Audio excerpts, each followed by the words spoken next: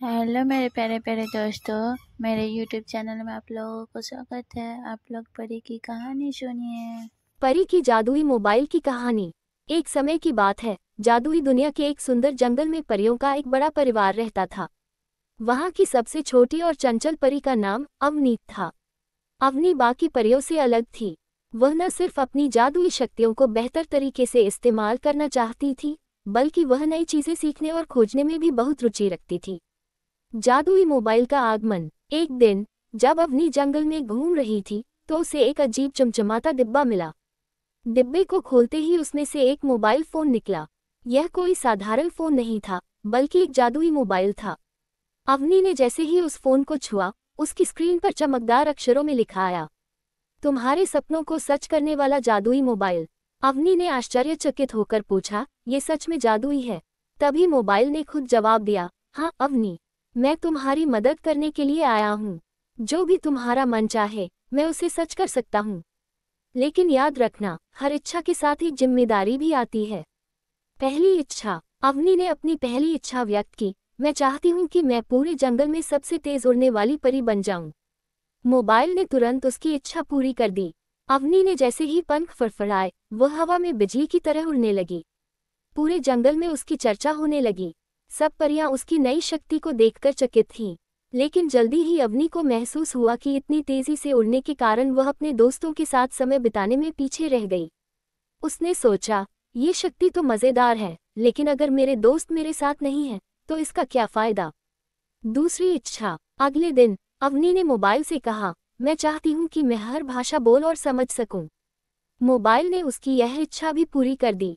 अब अवनी हर जानवर, पक्षी और यहाँ तक कि पेड़ पौधों की भाषा भी समझ सकती थी।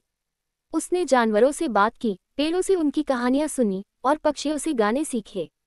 लेकिन जल्दी ही अवनी को एहसास हुआ कि सबकी समस्याएं सुनना और उनकी मदद करना आसान नहीं था। हर कोई अपनी परेशानी लेकर उसके पास आने लगा। अवनी को ये सब संभालना मुश्किल हो गया।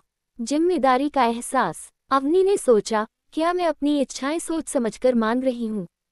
हर बार जब मैं कुछ चाहती हूँ, तो उसके साथ कुछ कठिनाइयां भी आती हैं। उसने मोबाइल से पूछा, क्या हर जादुई इच्छा के साथ कोई चुनौती जुड़ी होती है?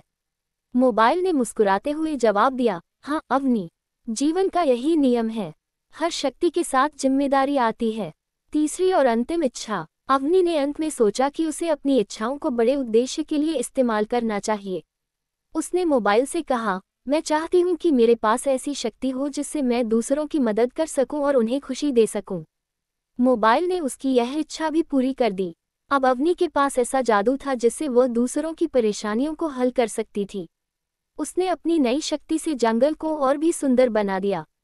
सभी जानवरों और परियों की समस्याएं सुलझाईं। पूरा जंगल खुशहाल हो गया। मोबाइल का विदा लेना। जब जंगल में सब कुछ अच्छा हो गया, तो मोबाइल ने कहा, अब मेरा काम पूरा हुआ। तुम्हें अब मेरी जरूरत नहीं है, क्योंकि तुम्हारे पास समझदारी और जिम्मेदारी की शक्ति है। अवनी ने मोबाइल को धन्यवाद दिया और कहा, तुमने मुझे सिखाया कि हर शक्ति के साथ जिम्मेदारी होती है। अब मैं अपनी जादुई शक्तियों का सही इस्तेमाल करूंगी। मोबाइल हवा में गायब हो गया, लेकिन अवनी ने जो सबक सीखा, वह हमेशा उसके साथ रहा।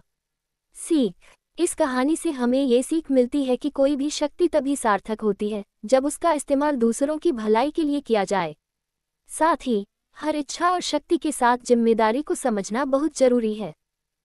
कहानी अच्छी लगे तो प्लीज़ वीडियो को लाइक और शेयर कीजिएगा, चैनल को सब्सक्राइब कीजिएगा। वीडियो देखने के लिए बहुत बहुत धन्यवाद आप लोगों को।